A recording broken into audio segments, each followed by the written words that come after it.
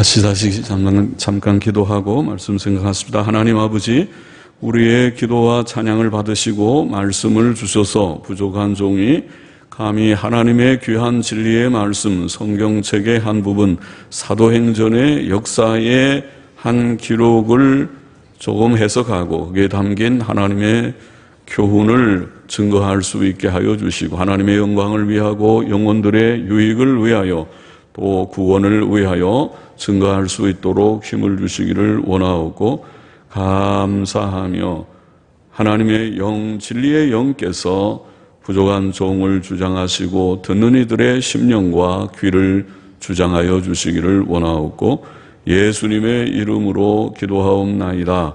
아멘. 아멘. 자, 지난 시간에 이어서 사도행전 22장 말씀을 좀 생각하십니다. 지난 시간에 예루살렘에 사도 바울이 올라가서 무리들에게 잡혔습니다. 그래서 이제 천부장이 바울을 데리고 영문으로 올라갔던가요? 올라가는 가운데 바울이 천부장에게 발언권을 얻어서 이제 유대인 무리들 앞에서 말한 내용이 22장의 내용입니다. 무리들 앞에서 바울이 증거하는 자기 간증이죠.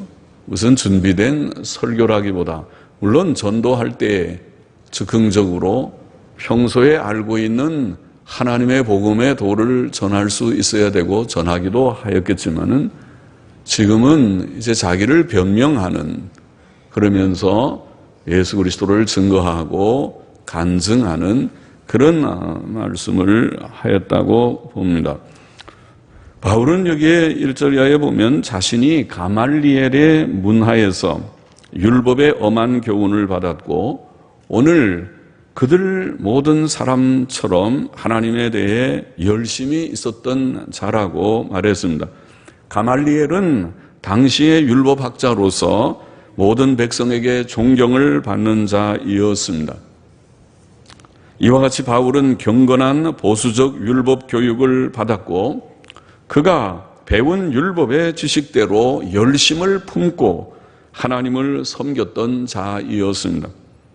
그러나 사람이 단순히 종교적 열심만 가지고 하나님을 기쁘시게 할 수 있는 것이 아니었습니다.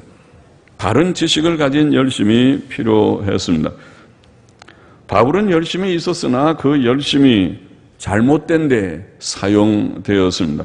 그는 잘못된 지식 때문에 예수 믿는 자들을 핍박하였고 남자든지 여자든지 잡아 결박하여 옥에 넘기는 일을 했고 예수 믿는 도를 박멸하려고 했습니다. 그것은 오히려 하나님의 뜻을 대적하는 일이었습니다. 그는 이전에 사울이라고 불리었습니다. 사도행전 앞부분에 보면 사람들이 스데반을 돌로 쳐 죽였을 때 증인들은 옷을 벗어 청년 사울의 발 앞에 두었었습니다. 사울은 각 집에 들어가 남녀를 끌어다가 옥에 넘겼고 주의 제자들을 대해 위협과 살기가 등등하였습니다. 그는 심지어 멀리 다메섹 성에까지 가 예수님 믿는 자들을 결박하여 예루살렘으로 끌어와 형벌을 받게 하려 했습니다. 그는 갈라디아서라는 서신에서 말하기를 내가 이전에 유대교에 있을 때에 행한 일을 너희가 들었거니와 하나님의 교회를 심히 핍박하여 잔해하고 내가 내 동족 중 여러 연갑자보다 유대교를 지나치게 믿어 내 조상의 유전에 대하여 더욱 열심히 있었다고 하였습니다. 잘못된 지식에서 나온 열심은 하나님의 뜻을 이루기보다 오히려 그것을 거슬렀습니다. 6절 이하에 보면 가는데 다메섹에 가까웠을 때에 오정쯤 되어 호련히 하늘로서 큰 빛이 나를 둘러 비추매 내가 땅에 엎드러져 들으니 소리 있어 가로되 사울아 사울아 내가 왜 나를 핍박하느냐 하시거늘 내가 대답하되 주여 뉘시니까 하니 가라사대 나는 네가 핍박하는 나사렛 예수라 하시더라. 부활하신 예수께서는 친히 그에게 나타나셨습니다. 호련히 하늘에서 비추인 큰 빛은 예수 그리스도의 광채, 그의 신성의 광채이었습니다. 요한계시록 21장 23절에 보면 새 예루살렘 성은 하나님의 영광과 어린 양의 빛 때문에 해나 달의 비침이 쓸데없다고 증거했습니다. 사울은 그 광채 앞에 엎드러졌습니다. 나사렛 예수, 즉 나사렛에서 자라셨고 30여 년간 세상에 계셨고 십자가에 못 박혀 죽으셨고 3일 만에 부활하셨고 40일 만에 승천하셨고 지금도 살아계신 예수, 그가 자기를 핍박하던 사울에게 직접 나타나셔서 그를 굴복시키셨던 것입니다. 9절에 보면 그와 함께 있는 자들은 빛을 보고 두려워했으나 그에게 말씀하시는 이의 소리를 듣지 못하였습니다. 그러나 사도행전 9장 7절에 보면 같이 가던 사람들은 소리만 듣고 아무도 보지 못하여 말을 못하고 섰더라고 증거합니다. 우리는 이 두 구절들을 조화시켜 이해해야 할 것입니다. 그렇다면 바울과 함께 있는 사람들은 호련히 하늘로부터 비친 큰 빛은 보았으나 말씀하시는 예수님의 형상을 보지 못했고 어떤 음성과 소리는 들었으나 그 내용을 알아듣지는 못했던 것 같습니다. 주께서는 정한 바 너의 모든 행할 것을 거기서 누가 이르리라고 말씀하셨습니다. 정한 바라는 말은 하나님께서 바울을 향해 만세 전에 작정하신 바를 뜻합니다. 하나님께서는 창세 전부터 끝날까지의 모든 일들을 다 작정하셨고 때가 될 때에 다 이루십니다. 이사야 46장 10절에 보면 내가 종말을 처음부터 고하며 아직 이루지 아니한 일을 옛적부터 보이고 이르기를 나의 모략은 계획, 하나님의 뜻이죠. 하나님께서 창세전에 무엇을 계획하시는 나의 모략이 계획과 뜻이 설 것이니 내가 나의 모든 기뻐하는 것을 이루리라 하였노라. 그런 말씀이 있죠. 하나님은 완전자이십니다. 창세전에 모든 인류의 종말을 내다보실 수 있고 또 계획하시고 작정하신 하나님이라고 성경은 놀라운 하나님의 지식을 우리에게 일러줍니다. 하나님께서는 주권적 작정자, 주권적 섭리자, 통치자이십니다. 그 큰 빛 때문에 앞을 볼 수 없게 된 사울은 함께 있던 자들의 손에 이끌려 다메섹으로 들어갔습니다. 하나님의 아들 예수께서는 그 핍박자를 한순간에 꺾으셨습니다. 하나님께서 하시지 않고서는 아무도 핍박자 사울을 꺾을 수 없었을 것입니다. 12절 봅시다. 율법에 의하면 경건한 사람으로 거기 사는 모든 유대인들에게 칭찬을 듣는 아나니아라 하는 이가 내게 와 곁에 서서 말하되 형제 사울아 다시 보라 하거늘 즉시 그를 쳐다보았노라. 바울은 아나니아라고 하는 사람을 통해 시력의 회복을 얻었습니다. 그것은 아나니아의 능력으로 된 것이 아니고 하나님의 정하신 뜻을 따라 된 것이었습니다. 바울은 육신의 시력뿐 아니라 영의 눈도 열렸습니다. 아나니아는 또 그에게 그들의 조상들의 하나님께서 그를 택하셔서 자기의 뜻을 알게 하시며 저 의인 곧 예수 그리스도를 보게 하시고 그의 친음성을 듣게 하심으로 모든 사람 앞에서 그가 보고 들은 것에 증인이 될 것이라고 말하며 일어나 주의 이름을 불러 세례를 받고 죄를 씻으라고 말하였습니다. 기독교는 유대교와 구별되었지만 다른 기원을 가진 것은 아니었습니다. 기독교는 오히려 유대교의 본래의 뿌리를 참으로 계승한 진리이었습니다. 구약 성경에 예언된 메시아께서 오셨기 때문입니다. 그는 우리 주 예수 그리스도이십니다. 하나님께서 바울을 부르신 것은 그를 예수 그리스도의 증인과 사도로 사용하시기 위해서이었습니다. 17절 이하에 보면 바울은 후에 예루살렘으로 돌아와 성전에서 기도할 때에 환상을 보았습니다. 하나님의 계시를 받는 자들은 때때로 꿈인지 생신지 알 수 없는 특별한 상태에 있었고 바울도 그러했습니다. 그에게 나타나신 예수 그리스도께서는 십자가에 죽으시고 3일 만에 부활하셔서 지금도 살아계시고 역사하시는 주님이십니다. 그는 오늘날도 신성의 영으로 활동하시며 우리를 인도하시고 우리와 함께 하십니다. 비몽사몽간에 나타나신 주께서는 바울에게 유대인 동족들이 그가 예수에 대하여 증거하는 말을 듣지 아니할 것이니 속히 예루살렘을 떠나라고 말씀하셨습니다. 바울은 자신이 주를 믿는 자들을 옥에 가두고 각 회당에서 때렸고 주의 증인 스데반이 돌에 맞아 피 흘려 죽을 때 그의 곁에 서서 그를 죽이는 일을 찬성하였고 죽이는 자들의 옷을 지켰음을 주께 고백하였습니다. 그러나 주께서는 떠나가라. 내가 너를 멀리 이방인들에게로 보내리라고 말씀하셨습니다. 바울을 향하신 주의 뜻은 그를 이방인의 사도로 삼는 것이었습니다. 유대인들은 그를 영접하지 않을 것입니다. 유대인들은 예수 그리스도를 거절하고 그의 사도들을 거절했습니다. 그들은 하나님께 열심히 있었으나 바른 지식에서 난 것이 아니었고 하나님의 의를 모르고 자신들의 행위의 의를 세우려고 하나님의 의에 복종치 않았습니다. 그래서 바울은 이방인들에게로 보냄을 받은 것입니다. 베드로가 할례자들의 사도였던 것 같이 바울은 무할례자들의 사도, 즉 이방인의 사도가 되었던 것입니다.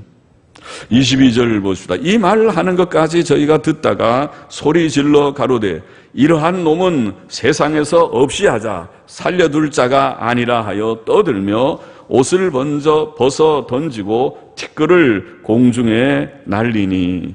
당시의 상황은 살벌했습니다. 그들의 무지함은 하나님의 종을 핍박하고 살해하려는 데까지 나아갔습니다. 사형시킬 큰 죄인도 그의 죄를 확정하지 않고 죽여서는 안 되는 것이지요. 재판은 공정해야 합니다. 구약 성경에 사형을 집행할 죄에 대한 규정이 있고 특히 이단자들에 대해 그러하지만은 그런 경우에도 그 죄에 대해 두세 증인에 의해 사실을 확증하고 그것이 율법에 저촉되는 큰 범죄인지를 확증한 후에 사형을 집행해야 합니다. 그렇지 않고 사람을 죽이는 것은 하나님 앞에서 큰 죄악이 아닐 수 없습니다. 그런데 그들은 예수의 계시와 환상을 증거한 바울을 죽이려 했습니다. 그들은 단지 무지와 오해와 시기심 때문에 그를 죽이려 하였고 무리를 선동하였던 것입니다. 천부장이 바울을 영문 안으로 데려가라 명하고 그들이 무슨 일로 그를 대하여 떠드나 알고자 하여 채찍질하며 신문하라 할 때 바울은 곁에 섰던 백부장에게 너희가 로마 사람 된 자를 죄도 정치 아니하고 채찍질할 수 있느냐라고 말했습니다. 바울은 채찍과 학대를 받을 위험 중에서 로마 시민의 특권을 사용했습니다. 바울은 빌립보 감옥에서도 로마 시민권에 대해 말한 적이 있었습니다. 로마 제국에서 로마 시민권을 가진 자들에게는 특별한 혜택이 있었습니다.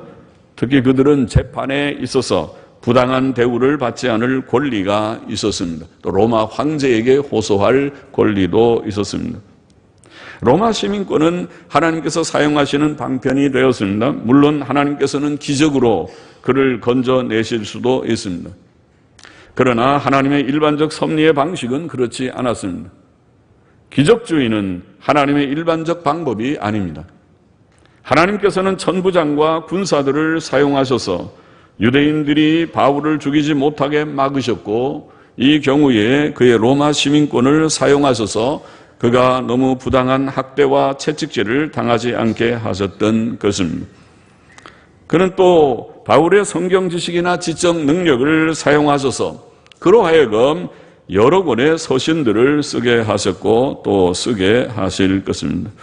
22장의 내용을 우리가 빠르게 훑어보았습니다. 이 본장의 교훈이 무엇입니까? 첫째로 여러분은 예수 그리스도를 만나셨습니까? 십자가에 죽으시고 3일 만에 부활하시고 40일 만에 승천하신 예수께서는 지금도 살아계시다는 것을 본장은 분명하게 바울의 간증을 통해서 증거하고 있습니다. 예수께서는 다메섹 성까지 가서 예수 믿는 자들을 잡아오려고 하던 핍박자 사울에게 나타나셔서 그를 굴복시켜 자기의 증인과 일꾼을 삼으셨다는 것을 바울은 간증하고 있습니다. 그는 사울에게 나타나심으로 한 번 더 자신의 살아계심을 증거하셨습니다. 그는 오늘날에도 그런 방식으로 나타날 수 있으시지만 사도시대 이후에는 일반적으로 그런 방식으로 나타나지 않으셨습니다. 사울에게 나타나신 것 같이 직접 영광 가운데 나타나신 적은 없었습니다.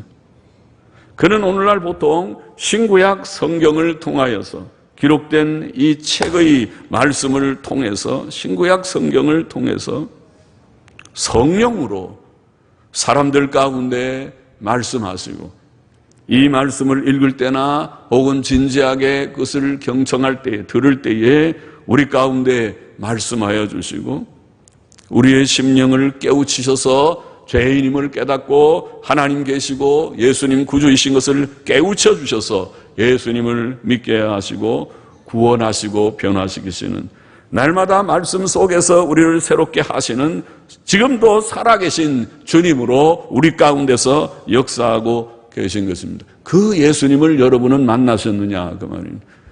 예수께서 살아계신 예수께서 여러분의 심령을 만지시듯이 여러분의 심령에 깨우침을 줘서 진짜 하나님 계신 건 내가 이제 알아.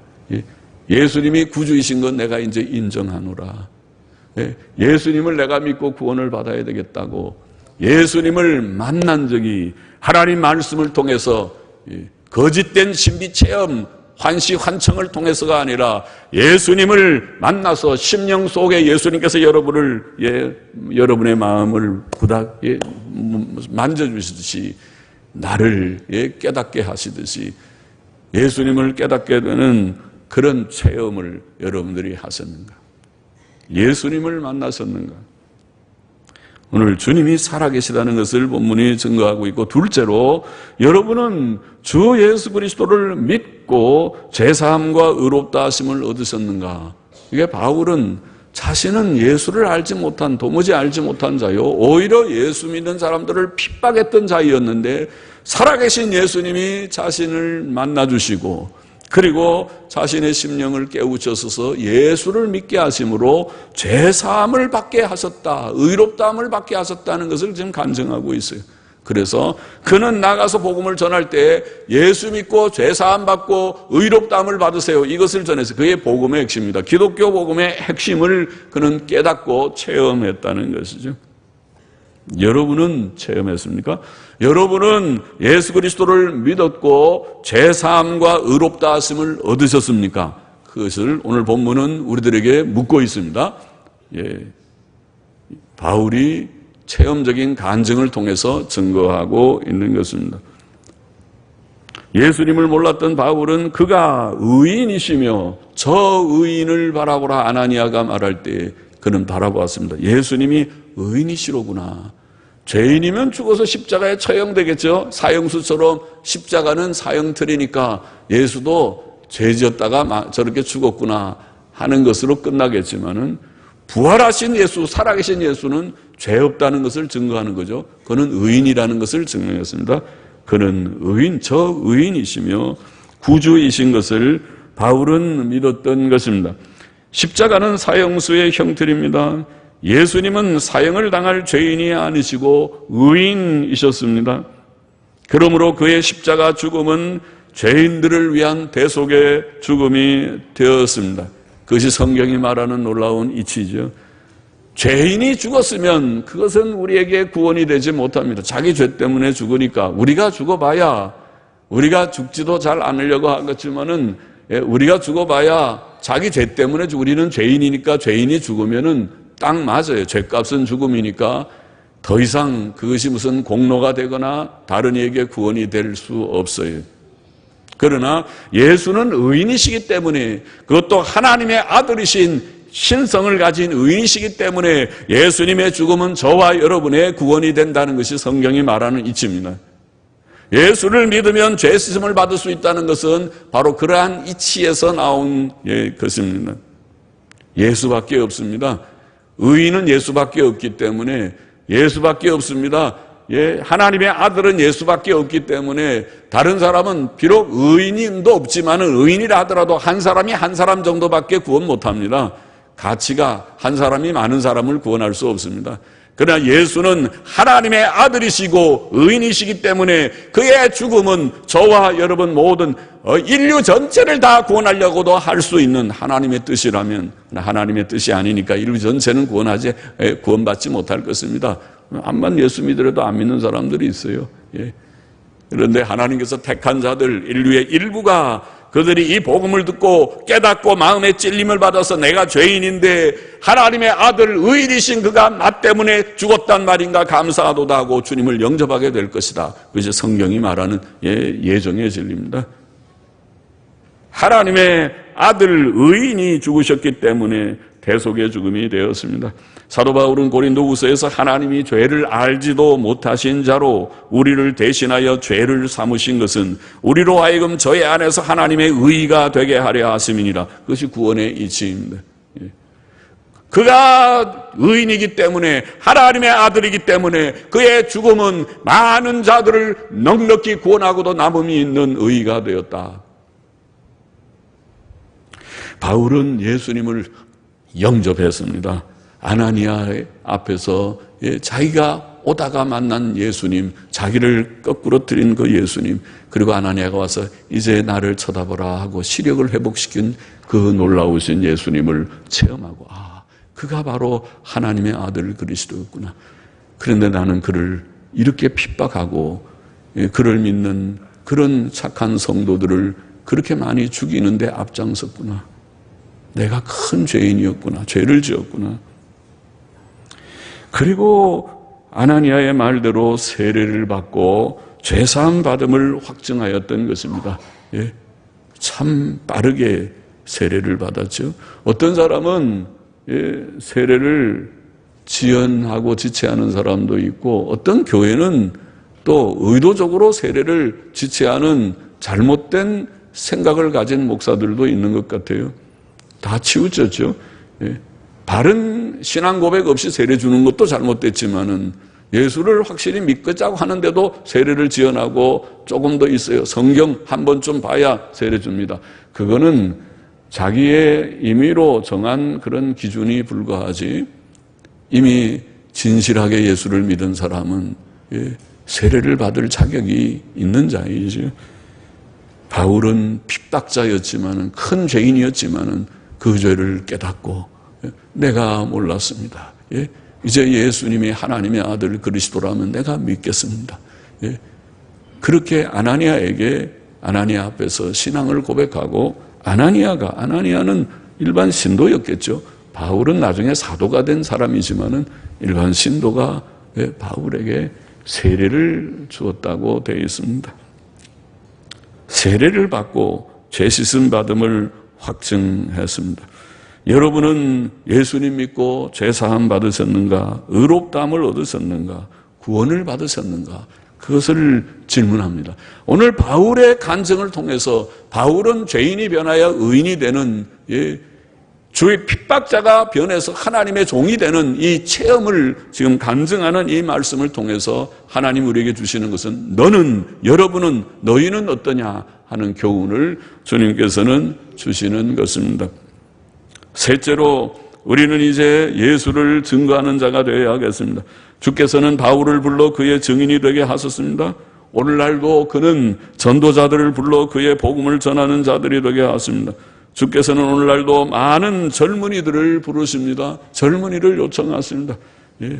사람이 좀 젊을 때에 일을 하는 것 같아요. 젊을 때 세상에 헛되고 헛된 일을 위하여 다 기력을 소모하고 힘이 빠진 다음에 이제 별 기력이 없을 때에 주의 일을 하는 것이 아니라 아직 젊은 30대에 팔팔한 젊음이 있을 그때에 네가 주를 위하여 헌신하겠느냐 부르시는 것입니다. 그래서 불러서 많은 이들이 응답하고 주님을 위해서 헌신했습니다.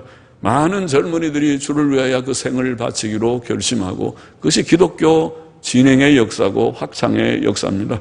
주님께서 제자들을 부르신 것과 같이 주님이 사회 가신 때도 30세고 주님이 제자들을 부를 때도 다 30세 안팎의 젊은이들을 부르신 것처럼 아직 20대는 어린 것 같고 30대의 젊은이들을 부른 것처럼 오늘날에도 젊은이들 30대의 젊은이들을 불러서 네가 나의 멍에를 매겠느냐 이 복음을 딱 끝까지 전하는 일 참된 교회를 세우는 일 교회를 지키고 목회하는 일을 위하여 생을 바쳐보겠느냐고 물으시는 것입니다. 그때 예 하고 응답하는 자들이 많이 일어나는 것입니다. 주님은 이런 전문적 전적으로 주께 헌신한 젊은이들뿐 아니라 모든 신자들에게 어느 정도 이 사명 이 전도의 사명을 주셨는데 사도 베드로는 베드로전서 2장 9절에 증거하기를 너희는 택하신 족속이요 왕같은 제사장들이요 거룩한 나라요 그의 소유된 백성이니 이는 너희를 어두운 데서 불러내어 어두운 데는 죄와 죽음에 그늘진 곳이죠. 과거에 우리가 죄 가운데 죽음, 지옥 형벌 아래서 어두운 가운데 살았던 자들입니다. 다 우리가.